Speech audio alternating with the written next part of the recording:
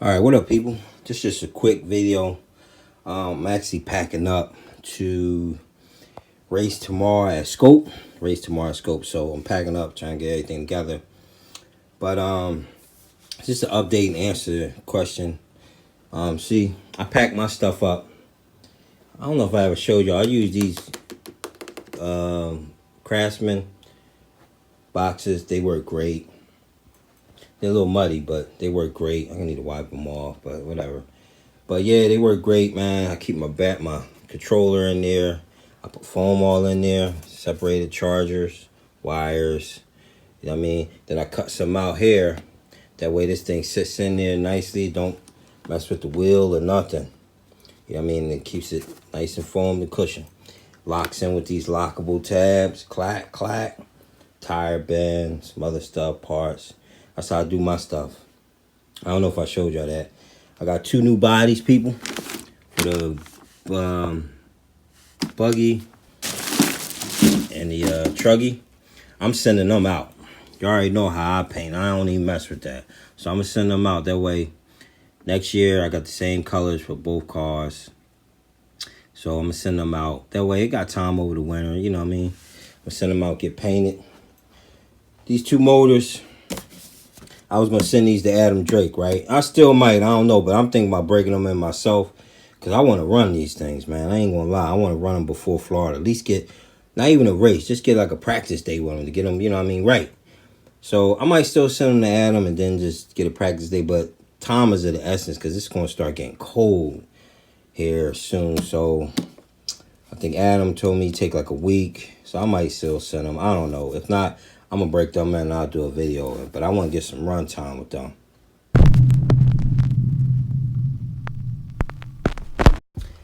Somebody asked me about the link. I think it was Michael. I believe it was Michael. Michael or Mark. Asked me about my linkage. How I got my linkage set up. Or how you do your linkage. I believe his linkage on his 3.1. This the buggy, but it's the same linkage. Now, let me show y'all this first. Let me show y'all this. I'm going to patent this, people. I'm patenting this. All right, you see that? I'm going to show y'all this. Probably somebody going to bite it, then whatever, but I don't care. All right, I should patent this, though. All right, you see this? This is my arm. This is my throttle arm. See, look at this. Let me show you this. See that? Everybody say that's loose. No, that's floating. Floating. What I got down there, on there, this camera focus. Hold up. Okay. Is a brake spring on there, right? And I put a brake spring with a washer and a nylon locking nut on there. Make sure you get threads in there that locks on there.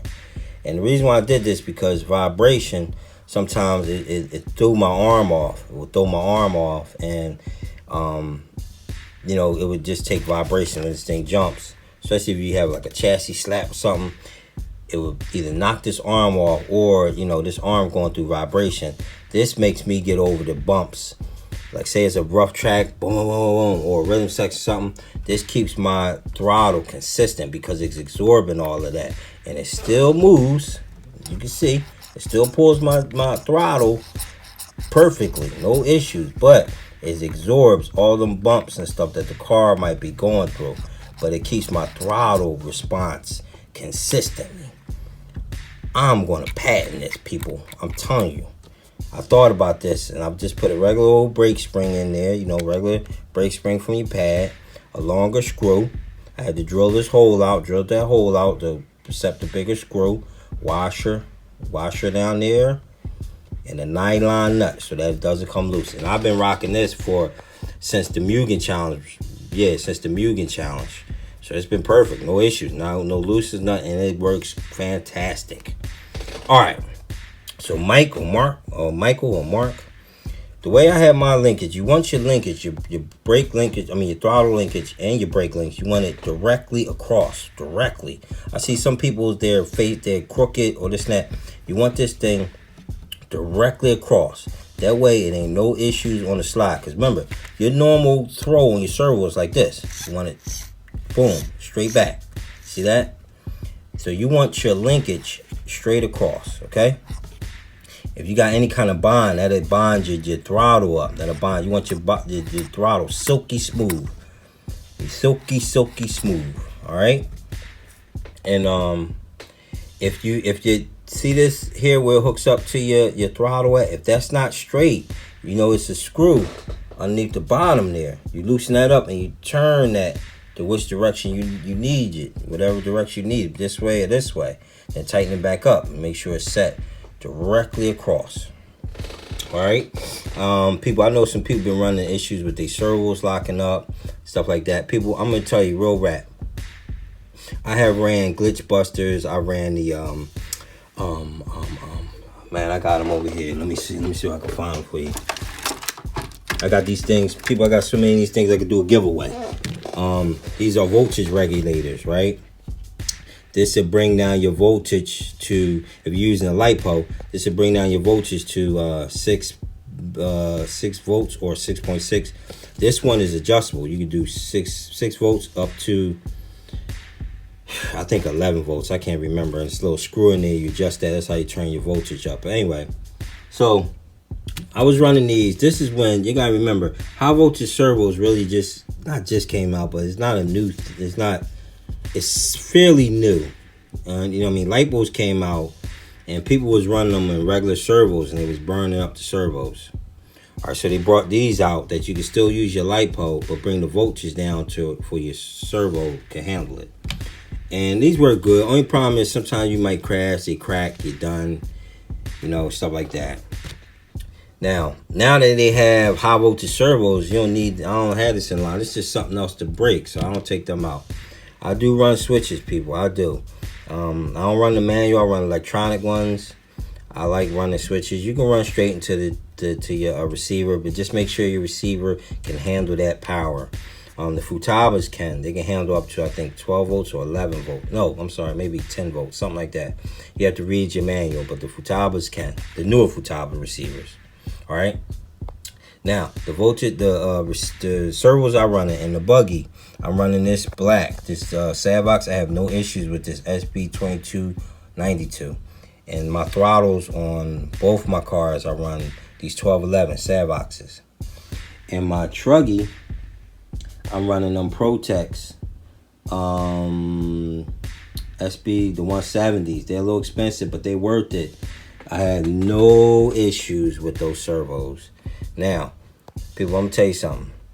The biggest key to having your servos last longer, and I see people that say, you know, they might think it's this and that. If your servo locks up internally in here, there's nothing you can do about that. You're getting a runaway. The way you kind of minimize that, you have to pick your servos up. See them spacers in there? You got to get that servo off the base of the chassis. That sends vibration in these servos, and that's when they lock up. Hold on, let me show y'all. I've got, plenty of these JX servos right here. These JX ones, these a little dirty, but yeah, these JX servos, I ran plenty of them. These were good. The problem I had with these, I had a lockup with one of these, and what happens is this gear right here, a break teeth every time, the same gear right there. And I bought maybe 4 of them. Out of 4, 1 lasted, and I had on the steering. But the rest of that, they high voltage, but otherwise that same gear will break on those.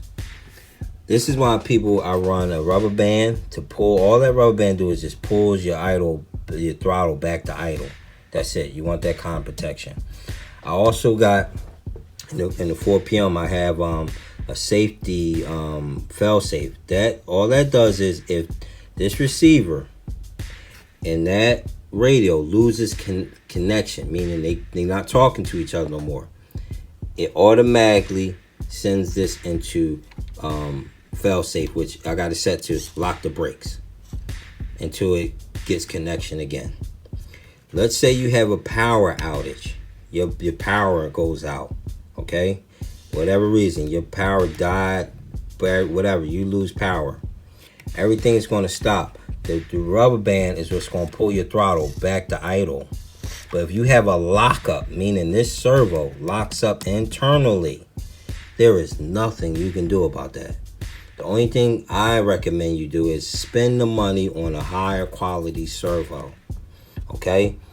and get your servos off the chassis. Use them spacers. See, you can see this, right? You see where these servos so set? That's why they have them indentations, so that your servo is not sitting on that chassis. That sends shock waves through your servo. Use them spacers. Put them spacers in, people. See that? Put them spacers in to lift this up. See that? Look at that. I don't know if y'all can see down in there. You see my servos off the floor, way up off there. See that? I can stick a quarter or something. Look at that. You can see right through there. You see that? Let me see. See that? I can stick something in and it go right through there. Oh, this front camera. Okay. And it'll go right under there. Same thing with there. And from there, I haven't had a lockup since. You know what I mean? Lockups happen. You know what I mean? But I've learned to minimize them. You know what I mean? I've had one this year, and with them JX servos, just one, and that's it. And before that, I couldn't tell you when the last time I had another one. And I don't use no glitch busters. Glitch busters is cool. I mean, you want to rock out, it's cool. These regulators is cool. You want to use that. It just, I try to eliminate, you know, problems. But I run switches. That's just me. I don't like to do the plug in and out thing. Nothing wrong with it, but, you know, just make sure your power can handle it. Also, if you want to run, I run lipos, okay? I'm going to tell you why I run lipos. There's nothing wrong with lifey batteries. Nothing, people, nothing. The reason why I don't have any, because lifey batteries, now they starting to get more milliamps. So I might get one, I don't know. But back in the day, when they first started coming out, they didn't have the milliamps. It's not really the voltage I was worrying about, the milliamps. I need this battery to last. You know what I mean? So like this is 2300 milliamps. And I still bring my car in and the red light saying it's low. You gotta remember, people, we running for 30 minutes straight. So everything's constantly moving. Your throttle, your steering, constantly moving as you're going down the track. So you're using up a lot of juice, especially with these high voltage and like heavy torque servos. Like that ProTech 170 is a beast, but it drink a lot of juice. So does this one. Drinks a lot of juice. All right. So lipos, I would kill them back in the day because they wasn't heavy on the milliamps. Now they've gotten a lot better, so I might even look at them. But I've never had a lipo fire or explode on me. But I take care of my stuff. Like I put it in a can. I put it in a charge bag. I don't keep my stuff in the house. You know, I just do my preventive, my, you know, just diligence with them. And I always charge them at 1C. That's it. I don't try to cook more juice in them, nothing like that. I just, boom, that's it. All right, good people. So, Michael or Mike, or Mark, I hope that answers your question, man. Get that throttle straight across. You want that boy straight across. Boom, boom, boom, boom. Same thing with your brake. You want it straight across. And look, you want that a little looseness. You don't want binding. And it's not a binding thing, okay? It's not a binding thing. All right? See that? You want that straight across. Also, make sure, oops, let me get this level.